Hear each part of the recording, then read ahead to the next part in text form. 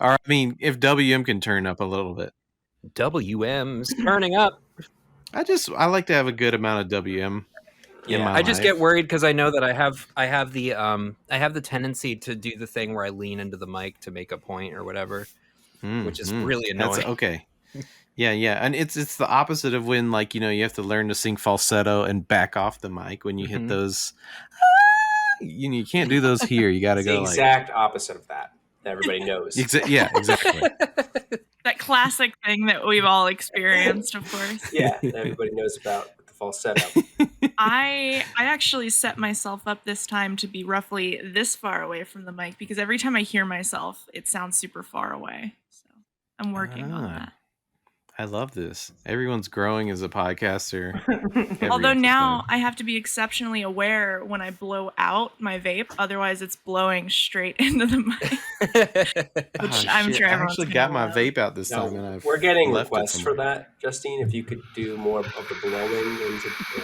There we go. That's what I'm talking about. Don't blow it into your mic. That's going to fuck your mic up. Don't. Oh. One of the classic blunders for podcasting is blowing your vape juice into the fucking mic. Phil, it was too late. I had already started exhaling. You can't put it back in the lungs. Yeah. This is a great opening to the show. You couldn't ask for a better moment to happen. That was fat beautiful. Fucking vape. I did not know that we were recording. Yeah, I got you again. I'd like to get at least one person with it.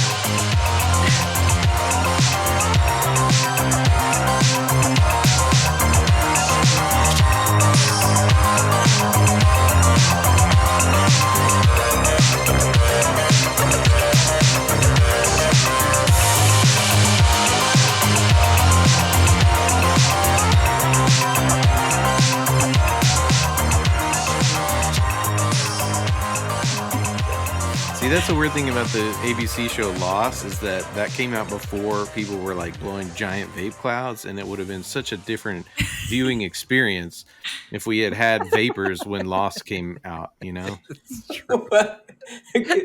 Why? Well, there's like a whole monster thing. Like the first or second season, there's this whole running storyline about there's this crazy smoke monster that snatches people up and shit, and it's scary. And imagine if like everybody just thought about vape clouds all the time when that was supposed to be like a scary storyline. They would have just been like, "There's some dude in the jungle just blowing fat vape clouds."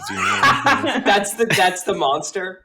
Yeah, exactly. I want a new like thriller show that really like the villain really is just a mango jewel pod just following everybody. Did you guys watch Lost? Was that any of you Losters? Okay. So why is that not part of the like the standard of like TV everybody watches? Did it peter out and it was shit? Is that what happened? It's kind of like Dexter, yeah. It basically, it got really, you could sort of like feel the writers, I think at many different points in the show, grasping for a new show. And they did that, right? Like I remember like halfway into it, they were off the island, I think maybe. And then they went back or something. I can't remember. Well, the whole goal was to get off the island, which some of them did get off the island, but it was like very terrible that they got off the island. Some of them were left on the island and it was also more terrible. And then somewhere along the line, they went back in time on the island and then the island disappeared.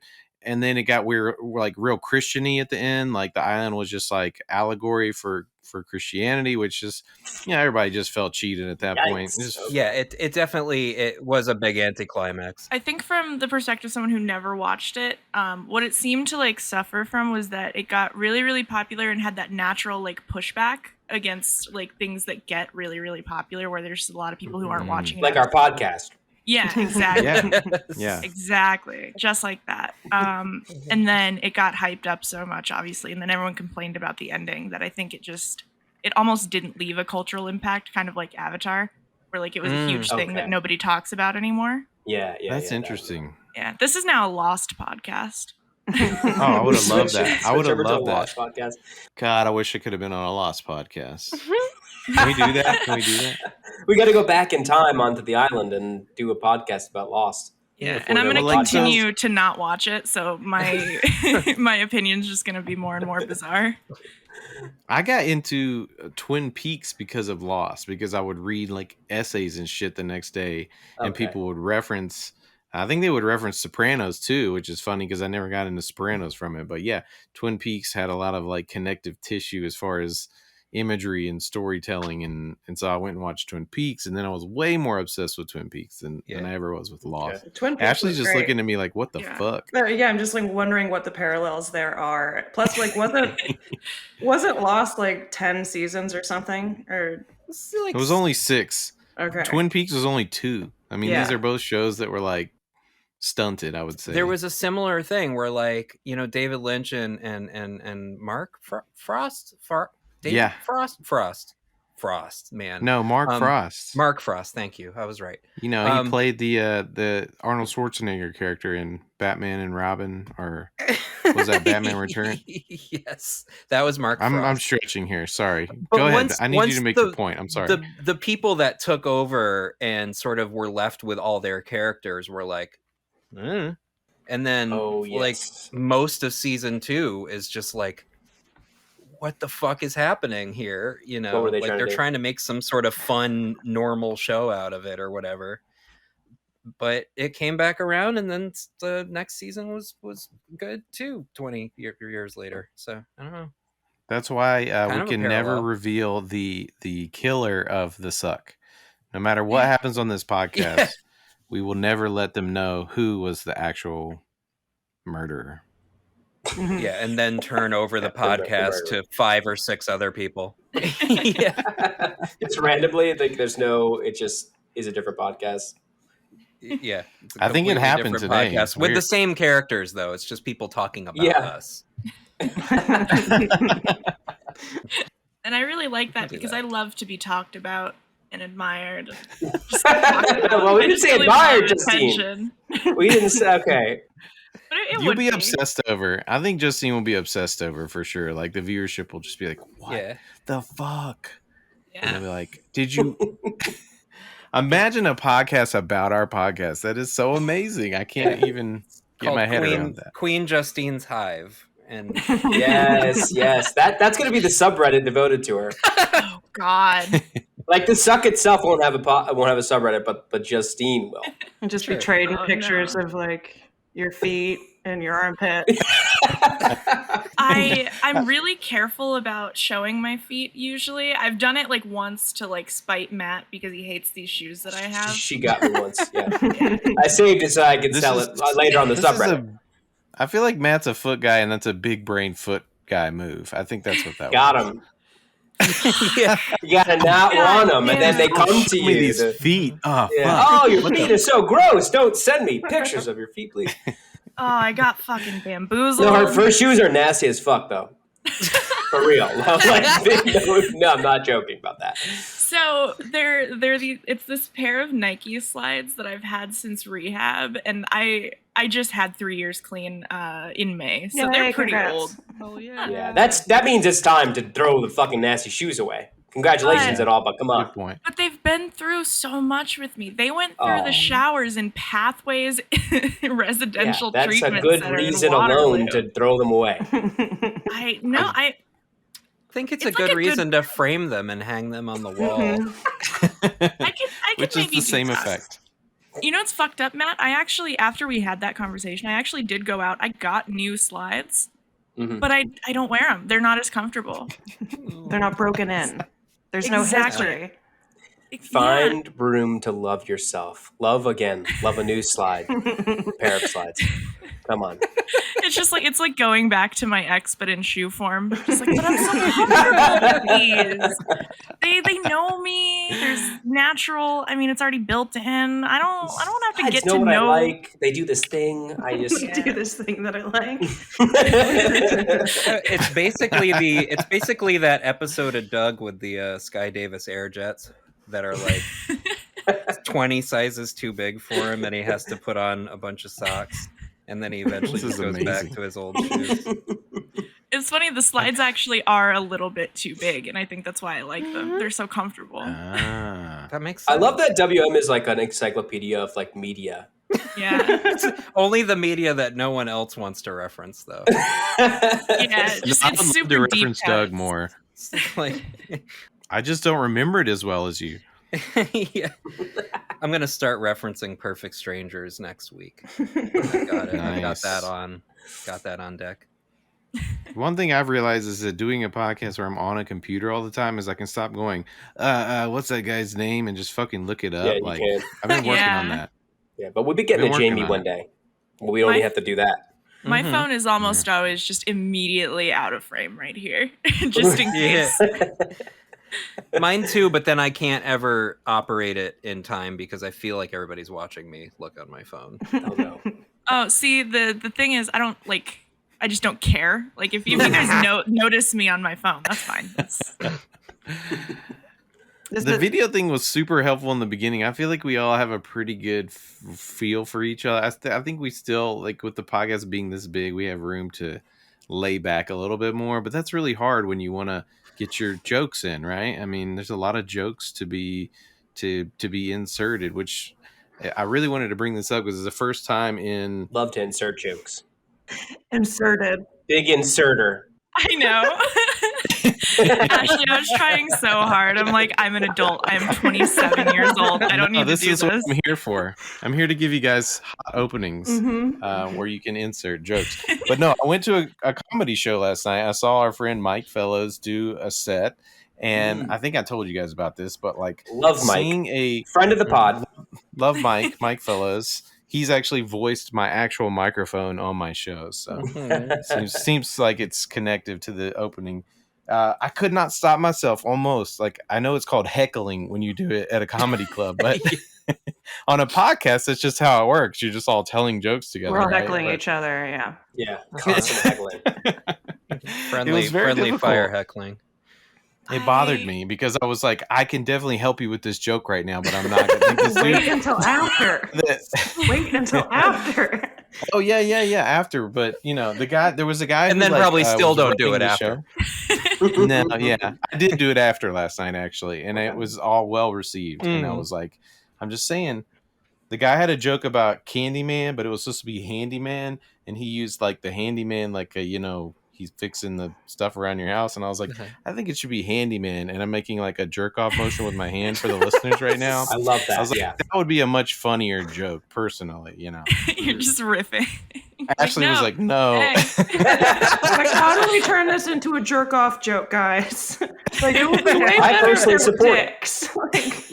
Hey guy, I have some feedback about your set. Not nearly enough dicks and pussies and assholes in the set. No one nutted it, which I don't get. Like, is that like intentional or no? Is that a thing? Like anti-comedy?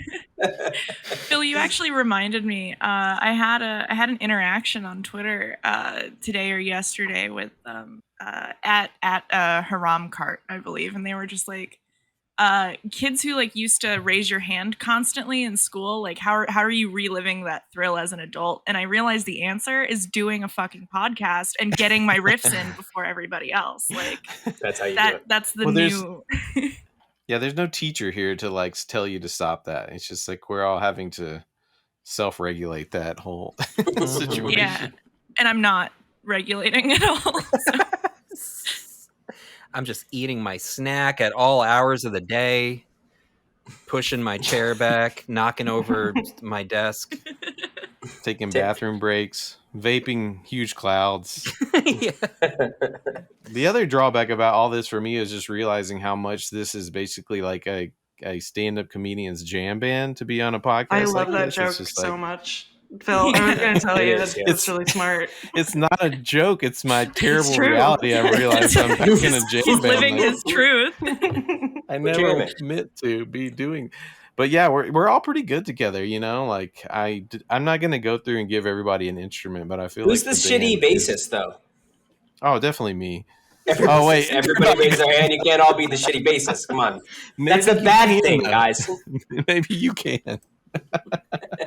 I'll take one for the team. You know when bands just like one of them has a girlfriend and they make them come in and then she just plays like the tambourine or something and you're like, you're doing great, hun. Wait, are you the Yoko that's like screeching over like I like that. That's me, baby. Oh my God. Well, there's no way I could take that away from you, but I do feel like you're definitely somewhere up there with like one of the lead guitar players or something. You're a very strong presence on the show. And it made me want to bring up, you had talked about Jon Stewart having a show again and how much that had influenced you, Justine. I would love to hear more. If you could tell us about the show and its influence on you. I mean, Jon Stewart, rather, not his new show, but like Comedy Central's The Daily Show. Yeah. So Jon Stewart does have a new show, and he did call it The Problem with Jon Stewart, which I just have to point out, that's probably not the best idea.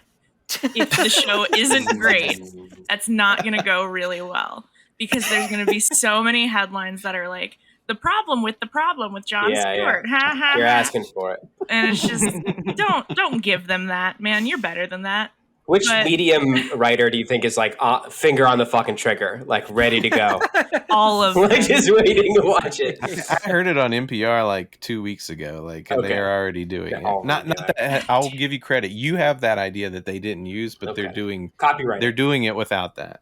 Yeah, I'm trademarking it. Oh, I like that you and I have the same comedy daddy, Justine, because like he's like, I was obsessed with The Daily Show growing up. I was too. That was it was like my dream job was to write for The Daily Show, because I was like, that's the smartest comedy. My God.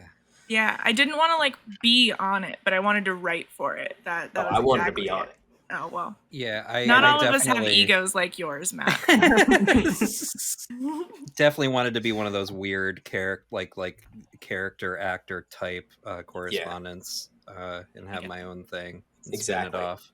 Well, The Daily Show is so legendary because so many enormous people came out of it, under Jon Stewart's, little mama bird wing, like you think about people that are, Steve Carell. I mean, the dude is a giant in the world of comedy these days. And he was just a correspondent under Jon Stewart. I mean, Stephen Colbert. I mean, crazy. So many people. What's his name? Another guy on The Office, Ed Helms. I can't remember. Let me do the whole Google thing that people do to remember people's names. But yeah, I totally agree with you. It had a huge influence on me as well growing up. Yeah, it was not only like the thing that made me like consider comedy or comedy writing or whatever as a career, which don't get it twisted, I'm not doing that at all with my life. But none of us are, so yeah, it introduced me to that, and then it also got me into it's not what we would call leftist politics now, but at that point in time, that was the farthest left that like I could have imagined being. Was like, oh my God, he's totally owning George Bush right now. Like, that was big for me. The thing is, like, even if you like watch it now, it's not like if you just watch clips of it now, it doesn't come off like that shit Libby. Really, it doesn't have like that. Like, I mean, it can be like smug, but it's not like Bill Maher smug, where it's like, God, shut the fuck up. I remember even back then, I'd be like, I would watch him, be like, I like the show, but man, fuck that guy. Like, I get why people don't like him. It doesn't have the energy that it has now under Trevor Noah. I don't like him. Oh no, not at all. I don't like him. Well, that Daily Show really, had this combination of actual real journalism and very good comedy, and that's like so extremely rare. And the fact they did it for like 16 years or something, but I really feel like that's the only example of that. Like, and like the thing about Jon Stewart is like he meant it. You know what I mean? And I feel I feel like this new guy, what's his name? I don't even care. Trevor Noah. Yeah. Oh yeah. I don't feel like he means it. Like he doesn't have that like passion behind it where he like wants to enact some kind he of has change. that.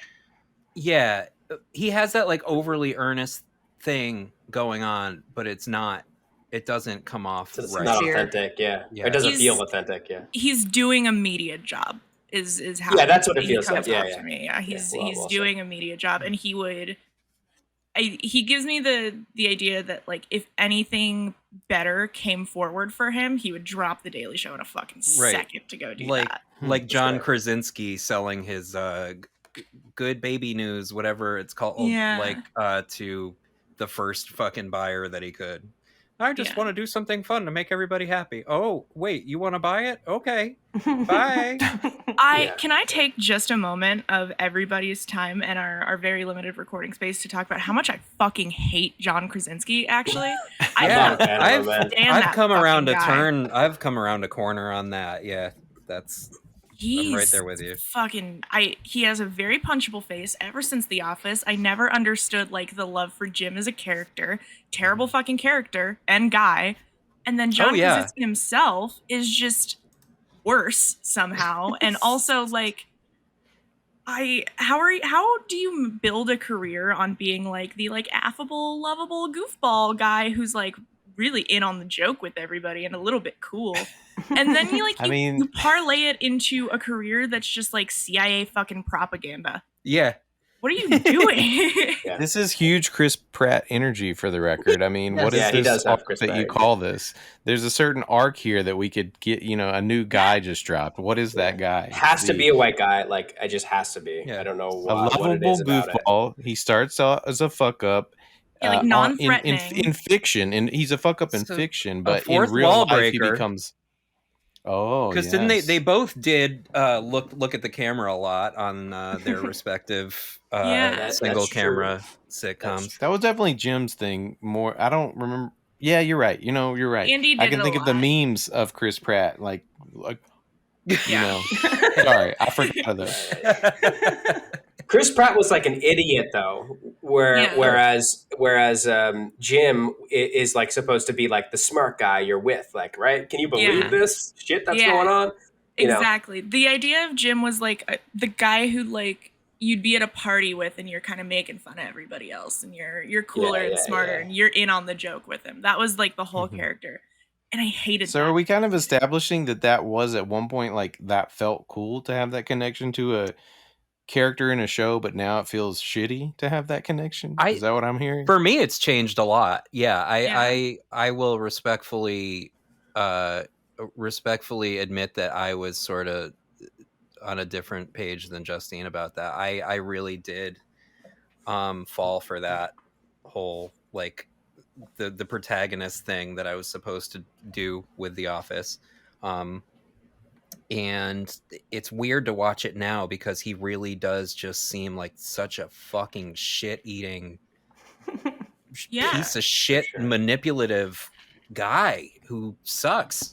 Yeah, put yourself in the shoes of anyone who has to work with that fucking guy. Yeah. Or the girl that he loves who like is in a relationship with a different douchebag, but like and with Chris Pratt, basically. He's like he's trying to like pull the strings on her while seeing it like he's just this affable, like, They tried to play it like, I guess my thing with it is like, just because she's dating a shitty guy doesn't mean that you get to be a slightly better shitty guy and get rooted for it. Like, it's not. It doesn't? I hate it. This is kind of like the the reverse Midsummer thing. Oh, wow. You know? And you know what? Because she got burned in the... Midsummer is awesome, and you're wrong. I love that movie. It's such a good movie. I fucking hate that movie. It's a terrible movie. I think it just comes from having, retrospect. Being able to look back on it is just so different. At the time, you were just feeling that, sexual energy. You just wanted everyone to come, right? You just really wanted Jim and Pam to come. And every week you just thought, and it's the same reason Friends was popular, right? They were all friends. Then they all were like really wanting to fuck. And it took 2 seasons or however. I didn't watch Friends. Sorry. I don't know what happened. I just know they all end up fucking in the end. And that's what I'm saying is that when TV comes out a week at a time, every week you're just like, God damn it. Are they going to fuck or not? And then they kiss and you're like, oh my God. See, that's what happens. That's why I really respect. I've been watching Billions lately. That show opens up off the bat BDSM sex scene immediately. Wow, that's what we need in television. Give the people what they want. Exactly. All right, guys, it's time. We gotta let's actually drill down on our show a little bit. On the docket, of course. How could we forget? It feels like forever ago, but Facebook. And as someone has written it here, the terrible, horrible, no good, very bad day. We lost all of Facebook's sites. Instagram, WhatsApp. When was that? Was that Monday of this week? I can't remember anything anymore. Was it last week? It was Monday. It was Monday, yeah. What is today? I can't remember Thursday. anything. We record on Thursdays, Phil. Yes. Thank you. Yeah, so earlier this week, when everyone's listening to the podcast, it will have been 1 week. We will all have forgotten, as Facebook wants us to do, since there was the revelations of their heinous crimes against humanity. Basically, reports are coming out that Facebook does harm to teenage girls, yada yada, and then Facebook goes down for 6 hours, and we all cried into our socks or something. I don't know. What did you guys do with the great Facebook? I'm consistently in Facebook jail all of the time, so now everybody got to feel my pain, and I enjoyed that. So yeah, I'm on Facebook to just copy and paste the stuff that I've already posted on Twitter. So that didn't. I mean, it was fine. It was fine. I have a theory about the Facebook. Oh, okay. Here we go. Let's go. Alex Jones. I've been smoking a lot of weed lately. This is gonna be my new. This is my new. Watching the 9/11 documentaries and smoking weed, and you got a theory now. Okay, go ahead. Yeah, I have theories. Okay. So the whistleblower situation with Facebook going to testify before Congress, and then all of a sudden, all of Facebook is down. DNS records were deleted, et cetera, et cetera. My theory is that they were doing the digital tech equivalent of shredding fucking papers in the office, just dumping shit from servers to try to like get out ahead of whatever's going to happen with the whistleblower stuff. And they just fucked something up in the meantime. Because you can't convince me that a company like Facebook would be unable to fix something like fucking DNS records in 7 hours. So they were shredding the papers. That's my I love the they were conspiracy. dumping shit out of the servers. Yeah. I subscribe to that. I mean, it seems unlikely that anything else happened. Yeah. You know, like that seems like the most probable thing to me.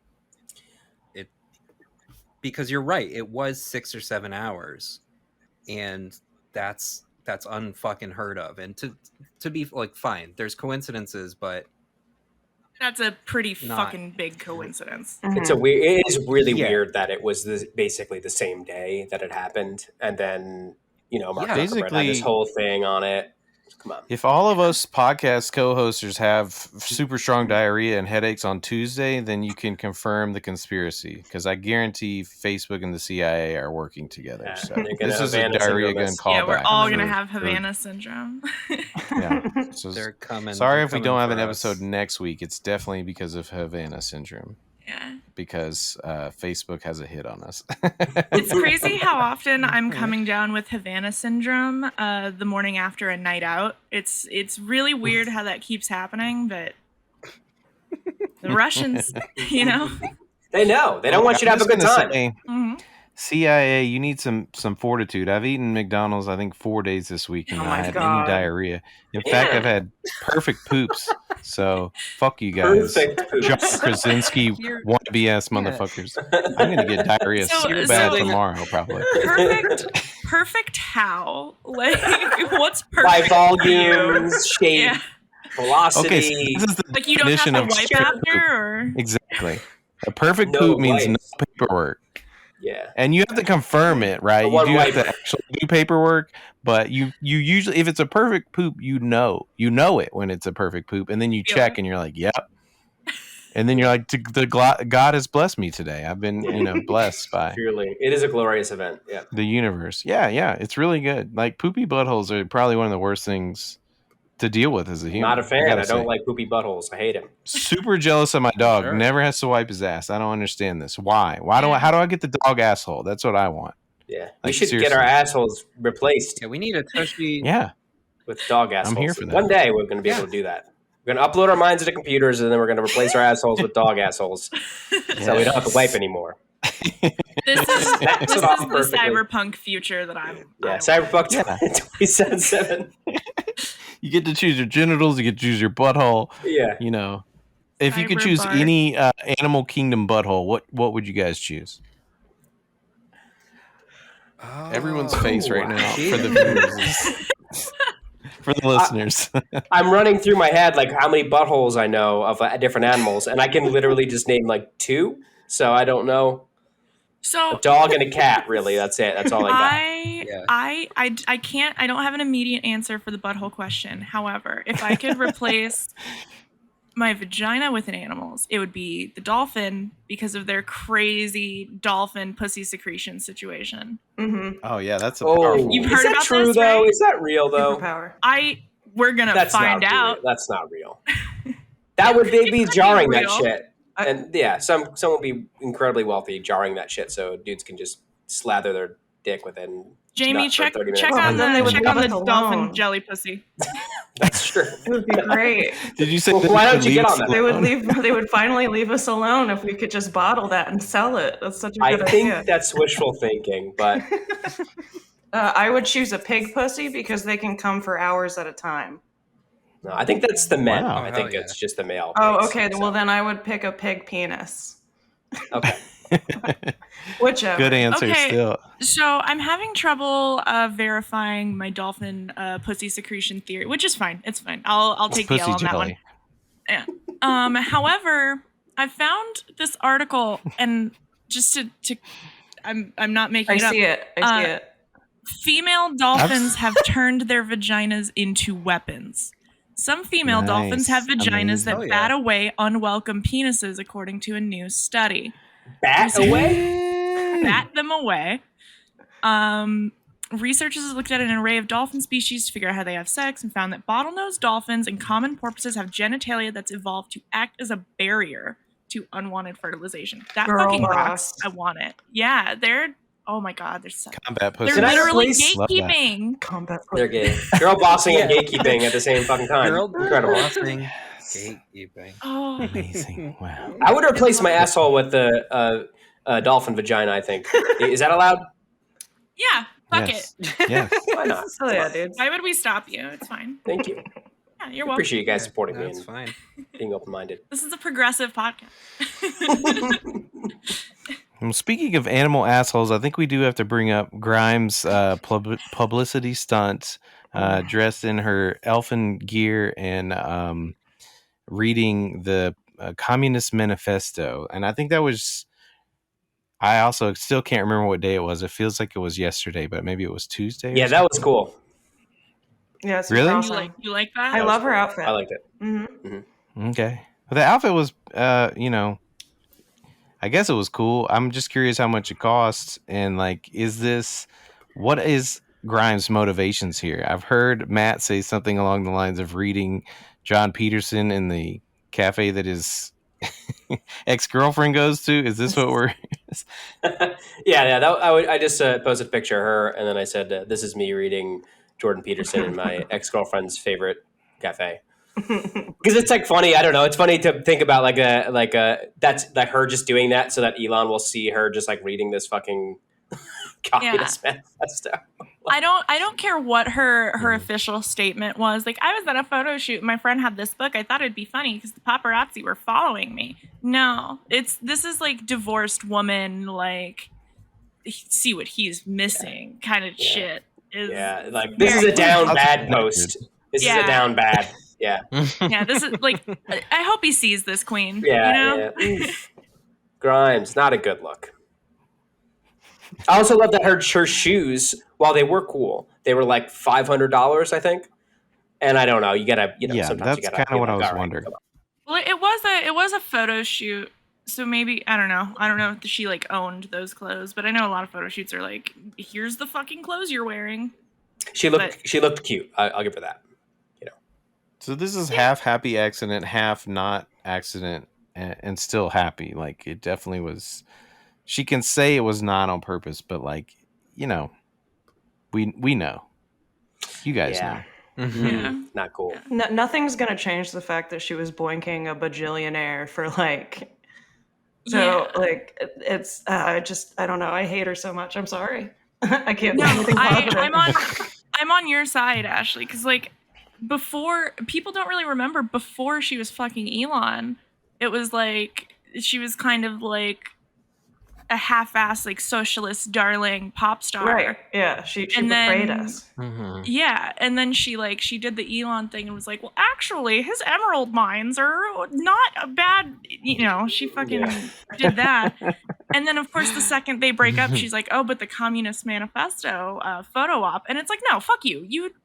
You can't go back on that now. You took the libertarian pill, and you have to live with that forever. Yeah, the libertarian dick. Mm-hmm. Yeah. Now you have to carry around fucking, I don't know, Atlas Shrugged. That's the book you can take a photo with.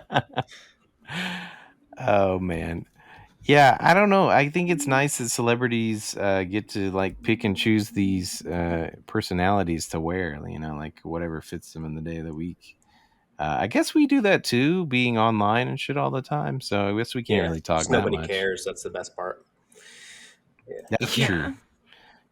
Well, there's two ways we can go from this conversation. I'd love to bring up, one that I think Matt could speak to, which is, should we talk about this Evil Ape NFT thing, or speaking of billionaires, should we talk about Jeff Bezos wearing cargo pants? Because both of these things are relevant to me that I can't choose.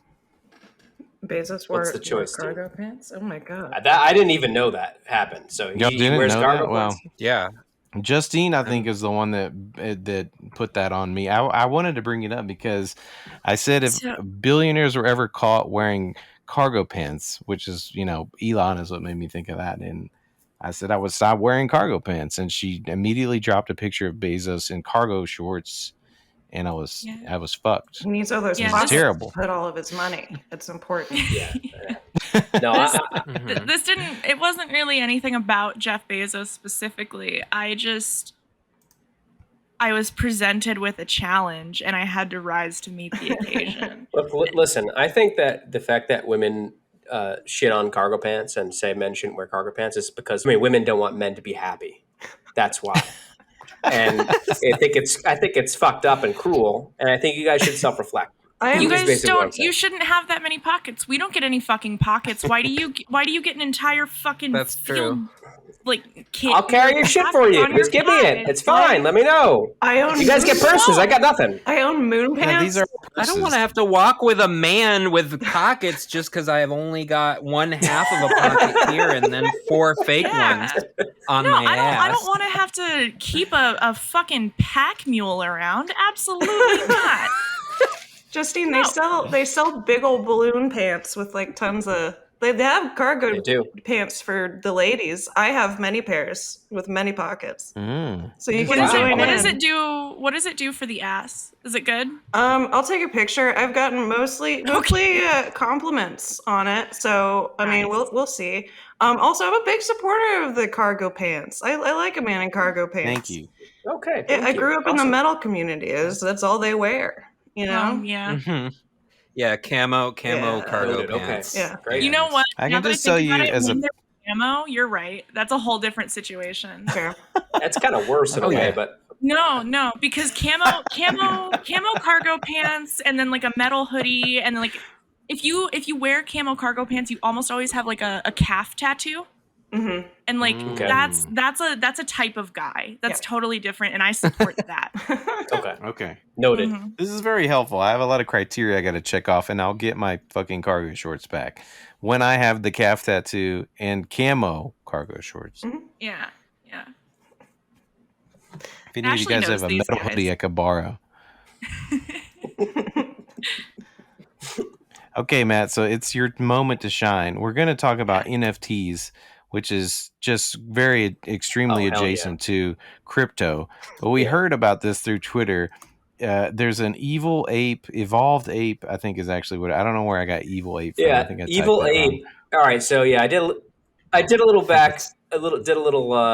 research on it, and evil ape is the name of the anonymous, naturally, guy who was developing the entire project. So the I forget the name of the video game exactly, but the idea was that this guy was going to create a video game. It was just kind of like a generic fighting 2D fighter, and they were different apes that fought each other. Pretty stupid, uninspired shit from what I could tell. But the NFTs craze is so off the wall now that people are just willing to throw money at anything that could possibly take off. And so this guy was going to make this video game, and then you could buy NFTs of the various characters. And the idea was that you would be able to play the video game, and if you win, you would get Ether, so ETH, and you'd get paid in this cryptocurrency. And that kind of went. It was like it covered all the bases of like scam, like just like like video game that didn't exist, no products at all, just hiring all kinds of artists to do work and then not paying them. I mean, you name it, and like all the red flags were there, but just truly heinous. And nobody, they had like there was like raffles and stuff that people like entered by donating money to support the project, and they never won anything. And this guy just totally anonymous poofed, and along with the community wallet that he had access to, that also just emptied out one day, and that was that.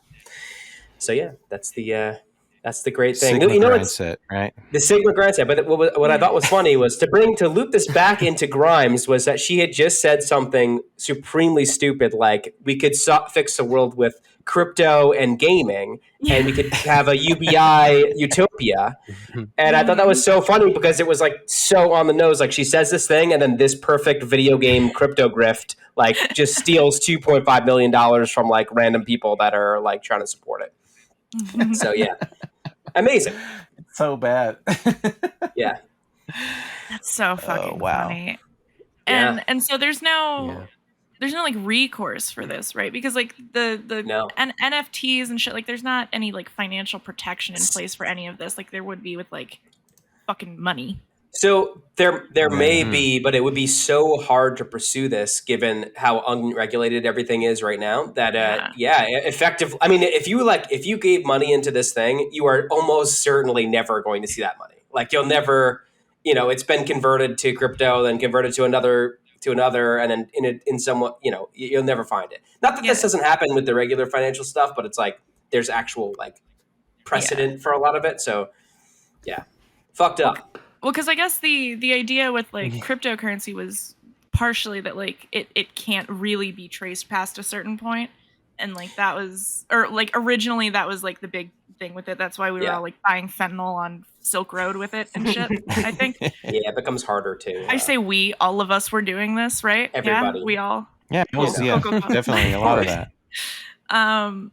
But yeah, so I love kind of seeing that circle back around to be like, oh no, this thing that we designed to be exactly the way it is working the way that we designed it. And it's bad for us now. For sure. Yeah. Very much leopards ate my face territory. And you're going to see way more of this. You're going to see all kinds of shit like this too, for sure. Like this is like the only beginning. $2.5 million is nothing, man. There's going to be a project that's going to be like 100 million plus, and then it's going to be just like that's gone and we don't know where it is, and that's it. There's nothing. Oh, what's crazy though, there's another detail to this that's really fucked up and kind of hilarious, is that the guy that like set everything up, so the NFTs, because they're in the news now, they actually went up in price, some of them, and the guy is still receiving 4% of all the sales on all these things anonymously. Incredible. This guy's still grifting. The grift that keeps on grifting. It's a passive grift income. That's amazing. Yeah. Let it ride. Yeah. I love that. Oh, wow. Impressive. Not really. It's terrible, actually. But I didn't lose any money, man. Mm-hmm. It's just stupid, man. I think it rules a little bit. Like, not... I mean, if it was like big banks doing this or something, it would be shitty and awful. But I just love I love an individual con man. I love a con. I love a grift. It makes me happy. There's just something funny about it. It's the American dream. Yeah. It's winning. I think part of it is I have this very like romanticized image of a con man from like old timey movies where he's just kind of like a slick talking guy from out of town, and he's got some ideas. The monorail guy. Yeah, thank you so much. I was just about to say. I don't know. That's more of a Shelbyville idea. My perfect example of American dream comment is just like, if you ever seen those signs wherever you may have lived, when they would just staple a sign up on a telephone pole that says, learn how to earn I think passive income is what triggered the memory for me, but that's not what it said at the time. It was like, learn how to make blah, blah, blah money. And if you ever sent money, somebody else told me this because I never did it, but somebody else told me if you sent money to this place, they would tell you, here's how you make the money from these signs. You go put these signs up that say, send me $100 if you want to learn. And to me, that's just like, that's what MLMs are. That's what, all these things are. It's just like, hey, and there's a much more like prestigious version of this, which is like, hey, buddy, you want to learn how to sell shit online? I'm going to teach you how to sell shit online. Here's how you sell shit online. You sell lessons to people about how to teach them shit online. And the lessons that you're teaching them are worth nothing. The lesson is only about how to teach people shit online. There's no value ever extracted from this scenario. It's just a constant loop of people just being like, buy this ebook. And it'll tell you how to sell ebooks. I think they called it the Amazon grift or something like that, where it's like you teach people how to like the grift is that you teach people how to sell things. Like you buy undervalued products and sell them for a higher price on Amazon. Should we break right here for the commercial for the Succ master class? It's only $100, so I mean, it's a fucking steal. Your ROI is gonna be through the fucking roof. Man. You gotta love your ROI. You get 6 podcasters under you. That's exactly how it works. Get passive income. It just reminds me podcast all the way down. I remember when I first got on TikTok, there was this guy, and they do this thing like for the listeners. This isn't going to work, but I'm sticking my hands in the air and then I'm pointing, and they would always put words in between their hands or where they're pointing. And this guy's just it's the classic grifter behavior. He's like, get passive income, appears between his hands, and then he like points to the ways that you get passive income. And I hated it so fucking much. I wanted to kill this man, but it gave me the memory of this man gave me a perfect segue into, I want to ask you guys about this TikTok trend. Where did this come from, where people are doing something like, just got through crying for 45 minutes over finding out people declaw cats, but by the way, I have a 19-inch penis. Like, what is this? So the idea is that it's very like you're being like a pick me, like you're pandering specifically to like the opposite sex. Like it's you'll see a lot of them like from women trying to pander to men as the joke. Like I just cried for 45 minutes because I was you lost money on an ape. Yeah. No one respects NFTs as much as they should. By the way, I'm 5'2" and love giving blowjobs. Like, it's just the kind of casual thing you'd say to attract a mate, Yeah, very normal. Of course, yeah, super regular behavior. Yeah, that's what I do. Did I do a good job of gender swapping it for a super regular? Okay. Oh yeah, that was. I think the best gender swapped one I saw was like, as a Scorpio moon, I'm really upset thinking about how women can't walk home alone at night. By the way, I have tattoos and live by myself.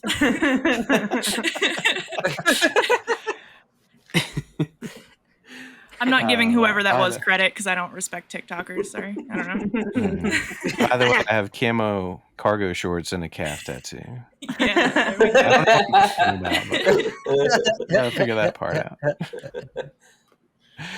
Oh wow. Okay, so we're getting near the end of our show. I hate to say some of our subjects are a little heavier. I don't know how this is gonna go. We're just gonna have to ride it out. But I'll save kind of a more light-hearted one for after this because the famous, legendary, as they call him, Dave Chappelle, just released a new special, and I guess apparently he's going Team Turf. Is that correct? Is that what I've heard? That is exactly his words verbatim. Yeah. Okay, good. Yeah, I want to make sure I didn't, hearsay but okay, so that's literally what he says in the special. And Turf Twitter is like adopting him as like an ally or whatever, and circulating is just like they're joining the bigot club, I guess. Whoop-de fucking do. Yeah. Very cool, Dave. Now they've got. Yeah, Dave, way to really cement your legacy here for us. So this is particularly troubling for me because I would say, people have a sexual awakening. I had a comedic awakening thanks to Dave Chappelle. I'm an idiot for the record. I want to state that first, but like I watched many, many times, and so much of my humor is based off of dumb movies like Half Baked and Dumb and Dumber. And I follow Dave Chappelle. Some of his early specials he did in DC and stuff were so fucking funny to me. The Chappelle Show, I mean, that's like the Marvel of comedy at this point. Was so successful that he left the world of comedy, the world in general, and now he comes back to really not be. I think he had a few moments where he was really highlighting George Floyd's situation. That's not the right word. That was such a good fucking set. Yeah, that was a really great special. That hit me harder than anything that whole time. That was so fucking good. Yeah, and that actually partially makes this worse because he clearly has the ability to have these like nuanced understandings and opinions and thoughts on social issues. And so it's almost like he's making a choice to just remain ignorant as shit just about this one subject. He's falling into a pattern on it over and over. Yeah, it's a weird choice. He's not intersectional. So he seems to care about issues that impact him specifically, maybe. I've noticed that about some people, and that kind of bothers me. And like it's a really conflicting thing for me because I do think that comedy should be like this open kind of like anybody can joke about anything, and like depending how it's received, that's kind of like the metric for if something succeeds or not. But then like you have this kind of like concept of just like, well, how much sway does a comic have, and can they enact social change? And this like brings me back to Jon Stewart, who like, yeah, they can influence people. And when it comes to Dave Chappelle's shit, it's like, well, how many people are listening to him and watching him and going, well, like, oh, I'm justified in the way that I feel about like being weird around trans people or like homophobic or whatever it is. So it's just like, it just irks me so much, and I feel weird. Well, in the bit or the clip that I saw that Justine sent was he said being a trans woman is blackface for women, which like blew my mind. That was like a tweet that I would see that would ruin my entire week. And people laughed. People laughed. That's turf mentality. Yeah, I mean, like, right. Because he's Dave Chappelle, and because it's like he's up there, and it's like I'm seeing the god of comedy right now. I'm seeing him say this. So whatever he says, I'm going to respond to it as such. Like you're I'm already going primed to laugh, and so that's in that way. Yeah, that is right. And that's a joke very in his lane to make that analogy. Yeah. The fact that he's this huge name and he's making these kind of like really fucked up comparisons, like I don't know, I just don't get that. Like, what's like the joke there? Is that's just like it's shit that it's transphobic shit that I would hear like in high school. Like it's the same joke over and over again, and it's not clever, and it's not because like I've heard the blackface thing before from TERFs. So it's not I had never heard it before. Ruined my whole day.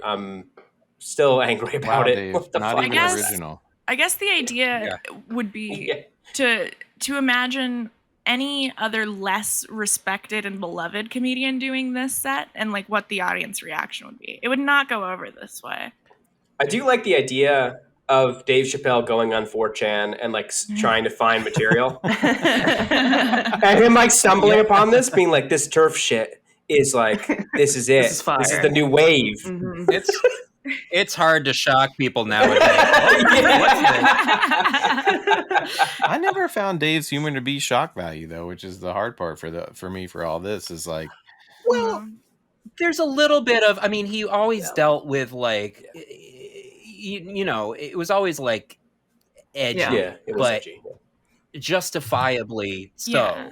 It's like there was always a joke to what he was doing, but like he played characters that were like it's a fucked up thing to play someone who's like such a crackhead that they have like snot running down out of their nose and shit like that. You know, it's like that's something that people would do to shock people, but he was doing it because he had funny jokes that would fit the character. Does that make sense? Yeah. But like in this instance, it's just hate shit. It's totally shit. It's not funny. In order, right? To me, he's an old rich guy. You know, one, it's like getting money, getting old, like and he just has time to sit and fester on this stuff that he can't get his head. Doesn't around, affect you know? him Like, at all. Doesn't matter. I think there's no one to check him either because he's just so successful. It's just like no one. He doesn't have to go to open mics. He doesn't have to deal with that kind of shit. So. Yeah. It's are you going to be the guy who tells Dave Chappelle that he's not being funny right now? No, yes. Nobody's going to fucking do that. Well, you know what? I mean, to his face. Right. Yeah. Well, you know what I always thought was what's really interesting about this is that I remember growing up when the Chappelle show was on, and my incredibly racist uncle loved the show, and he was like racist, like he didn't like black people, like straight up.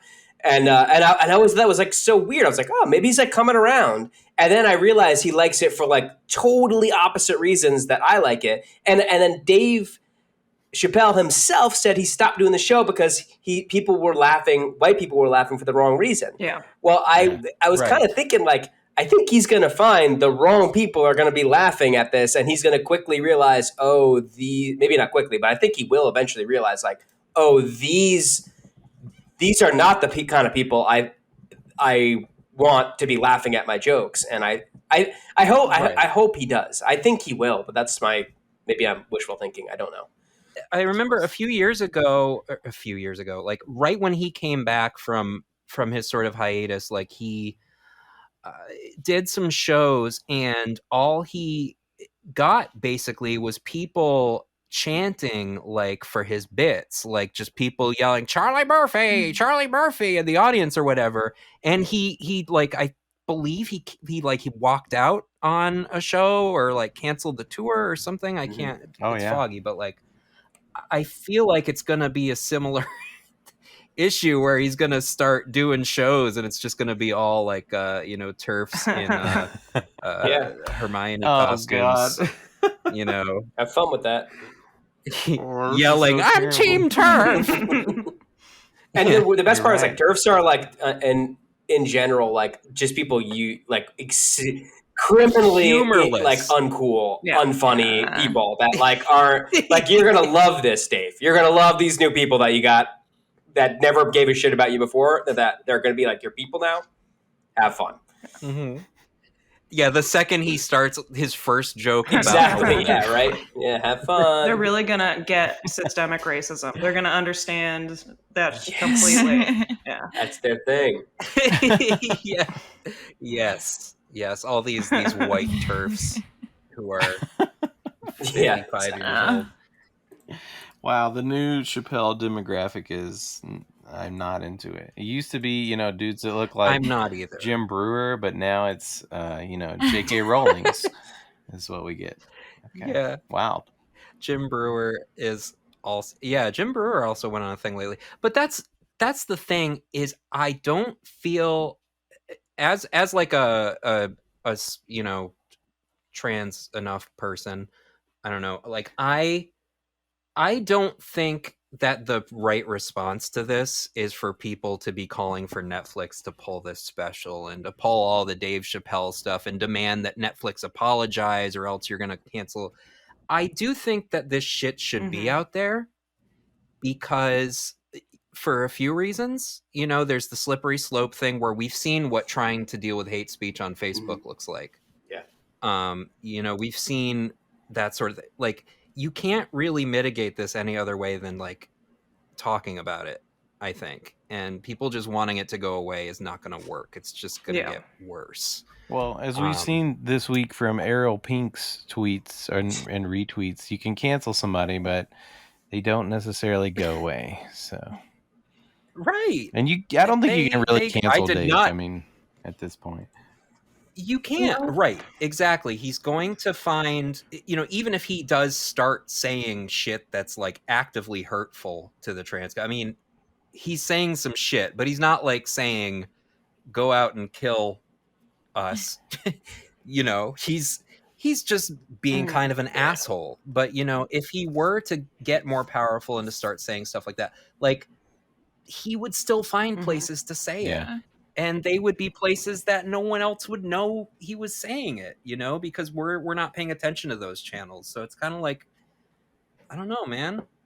I'm not going to watch that fucking special, but like. Right. He's just isolating his audience. Yeah. Yeah. Right. But yeah, We'll see. agree. We'll see. We don't know what Dave Chappelle's audience is at this point. It's yet to be seen. I think the next week will be very telling. Yeah. It's right now his audience is adults who describe themselves on dating apps as a total Ravenclaw. That's his new audience. That's my type right there. Yeah. Wow. Well, speaking of people that describe themselves in Harry Potter houses, I think we need to talk about the fact that Meghan Trainor is sharing a bathroom, a toilet situation that she's installed his and her toilets so they will never, ever be alone. Which somebody, I think it was Justine, titled this all about that piss. Not me. I did not know this. Oh, WM, I'm sorry. I'm sorry. WM, great line for this bit. And how do you guys? This is like the shared Facebook of toilets. Am I right? Yeah, it's kind of terrifying to me as a person who has had partners at points in my life. It does seem a little scary. It seems like what like I feel like this is a soft launch of Meghan Trainor admitting she's into poopy stuff.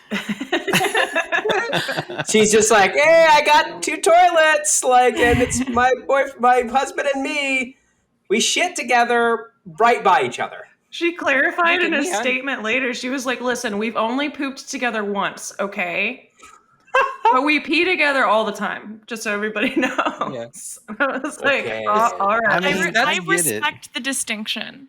Because as someone who's lived with a partner, it's like, okay, if I just have to pee really quick, like I'll leave the door open or whatever. Like that doesn't fucking matter. We're adults. I had a girlfriend who got mad at me because I always closed the door when I peed, and she was like, untrustworthy. Hey, do you just are never gonna leave the door open? Like you have to close the door every time? And I was just like, I'm trying to be respectful. I don't. That's her love language. I don't know. You're shutting her out. You're cutting her off from that. All right, so I left the door open once, and I was like, it's open now. I'm peeing. I love you. Is it good?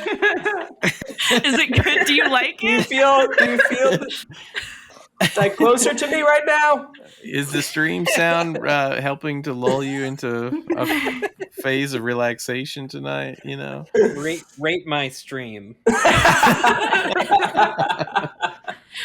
I will say, I mean, I've been in a committed relationship for 17 years, and a lot of I think somewhere around 14 years we've been living together, and there's a lot of open door bathroom at times, but it's usually not pooping. I'm not judging. Almost always, less than 1% ever is probably poop. I think it's actually once I had a toddler is the only reason I've ever been willing to poop with the door open, because I'm like, no one else is here. I gotta shit. And this child will do whatever the fuck she wants right now. So, you gotta, screaming, crying, crashing. Then you gotta pinch it and just go. But otherwise, that just needs to be a private situation. There's a lot that goes on. I mean, are you guys going through it heavily in the bathroom? Because it's not that big of a deal. Like, I don't. What do you mean a lot going on? There's not that much going on. There can be a lot going on. If it's a messy one, not every time we have the one wiper. Oh, look, sure. I told you the reason this week has been so good for perfect poops. There's a contrast there. I'm telling you. I mean, sometimes I eat McDonald's 3 times a week, and I can't. I eat McDonald's almost every morning at this point because I go and I get my little coffee. The McDonald's is really close to the dispensary. I have to clarify. Like, it's not. Okay. Smart move on their part. I just need to. I fucking know, right? I need to clarify that everyone has like bowl painting days in their life, okay? And those need to be private. Those need to be between you and Jesus and the Lord and all that. You know, Yeah. you need to paint that bowl, and you need to just do it by yourself. If I'm involving Jesus, though, then it's a bad time, though. Matt, well, if Jesus is getting involved, and I'm actively bargaining with Jesus, that's not good. I'll never do cocaine again. I guess it's just for one of those situations, it's definitely a door closed scenario, and it's also if the relationship is new enough, it's a door closed scenario and it's a turning the sink on full scenario. Fan on, fan on, sink on, so that there's no, it kind of drowns out. You think it does, but you gotta have no, it doesn't. It makes me feel better. It makes me personally. Look, a little bit of residual auxiliary farting is kind of endearing. I mean, trust me. After a certain from point, the other room, you're like, oh, yeah. I won't poop in my own apartment if a guy is that over. big echo part. Yeah. I'll wait until they leave, or I'll ask them to like go get a coffee or something. You're right. Early enough in the relationship, absolutely. We know that what you're doing. Yeah, all of this like open door stuff, I have to clarify, is like long-term relationship shit. Like first year or so, like I'm giving myself fucking stomach aches if a guy is at my house. Like I'm absolutely fucking not. Yeah. That's a whole different ball game early in a relationship. I have a book, a children's book. A friend of mine wrote, a comic creator that made a children's book about pooting, and basically about how, there was this girl who was afraid if she pooted, no one would like her, and then she finally meets this guy, and he poots all the time too. And he loves it too much. But they end up living happily ever after, and they have a kid, and he poots all the time. And, I think that's good. I think that's what we should raise our next generation up on. It's okay. We are farting up big vape clouds of stink energy. It's just part of life, Like, true love is hinging on being able to fart in front of your significant other and shit, too. I love that in theory. In theory, I love that. In practice, I'm still waiting a year before I let any man get any idea that I might have a single bodily function. Mm-hmm. Yeah. Sorry. Oh, wow. Okay. All right. It's not happening. We did have one last subject that is, kind of horizontally connected, which is, I think it's butt plug bongs. This is a water pipe that you would insert by a butt plug, and then someone could then smoke the water pipe while it was being held by their anus. This is your fault, Matt. And this rules, by the way. I did find this and I sent it. Yeah. I'm just saying, I don't know. I would try it. Yeah. I would try and get a nice fat rip.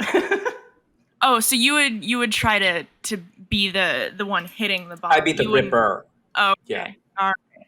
See, I think I would try it both ways. I would play both sides of that field just to see. Okay. I mean, if I'm feeling brave enough, maybe. Yeah. Yeah. I mean, Do any of us do enough yoga to be able to stabilize this thing? And to do it like at once, like maybe if you're good enough at yoga, you could just do it yourself. I removed my ribs so I could smoke out of my own asshole. Yeah. That is amazing.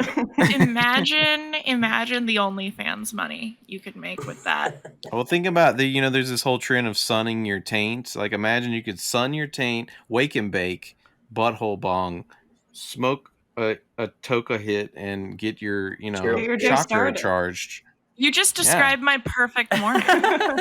Yeah, and if you can get like a partner who just with like a sort of slightly bigger than normal magnifying glass to sort of channel. Not where I thought I was gonna go. To light the bowl, like that's I think like what he's God killing intended. ants. Yeah. I got you. Yeah. Wow, this is amazing. Like a fucking cartoon. Yeah. I have a quick text I need to send to my boyfriend, unrelated to what you just said, for sure. Oh, sure. Yeah. Well, I think that's a great point to wrap up the Succ. I think butthole taint sunning bong smoking is probably as high as this episode can go. So thank you to all the listeners out there. Make sure you look up the Succ Shame posting on Facebook. We do have a Patreon now. We do. The Patreon is just patreon.com/thesuck. And we're going to have a bonus episode coming out in 2 weeks. So make sure if you are on the, if you're fiending for more Succ, then you will be able to get it later this month. And we also have a Discord, so we'd love to share some time with you there. Get sucked in. But yeah, that's our show. Become a succulent.